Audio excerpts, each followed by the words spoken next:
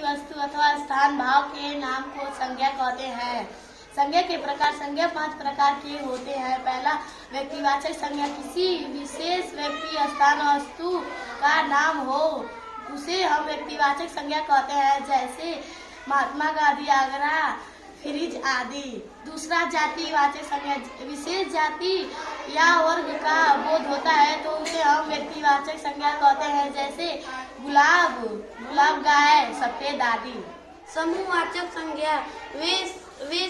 वे शब्द जो किसी समूह का बोध कराता है। द्रववाचक संज्ञा। जहाँ नापने तौलने का काम आता है उसे द्रववाचक संज्ञा कहते हैं, जैसे किलोग्राम, पाव। वाचक संज्ञा। जहाँ मन के भावों का बोध होता है उसे भाववाचक संज्ञा। सर्वनाम संज्ञा के स्थान पर बोले जाने वाले शब्दों को सर्वनाम कहते हैं, जैसे वह, मैं, तुम, हम आदि। सर्वनाम के प्रकार। सर्वनाम 6 प्रकार के होते हैं। पहला, पुरुषवाचक सर्वनाम। अनिश्चयवाचक सर्वनाम। तीसरा, निश्चयवाचक सर्वनाम। चौथा, संबंधवाचक सर्वनाम। पांचवा, प्रश्नवाचक सर्वनाम। छठवां, निजवाचक सर्वनाम। क्रिया जिन शब्दों से काम का होना होने का पता चले उसे क्रिया शब्द कहते हैं, जैसे दौड़ना, भागना, पढ़ना, लिखना आदि।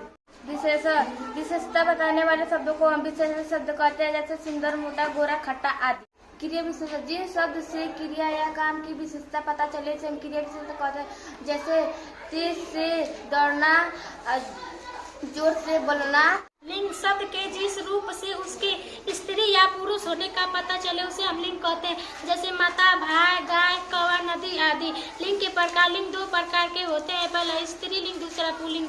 वचन। शब्द के जिस रूप से उसके एक या अनेक होने का पता चले उसे हम वचन कहते हैं, जैसे किताब, किताबें, गाय, गाय आदि। वचन के प्रकार। वचन 2 प्रकार के होते हैं। पहला, एक वचन। दूसरा, बहुवचन।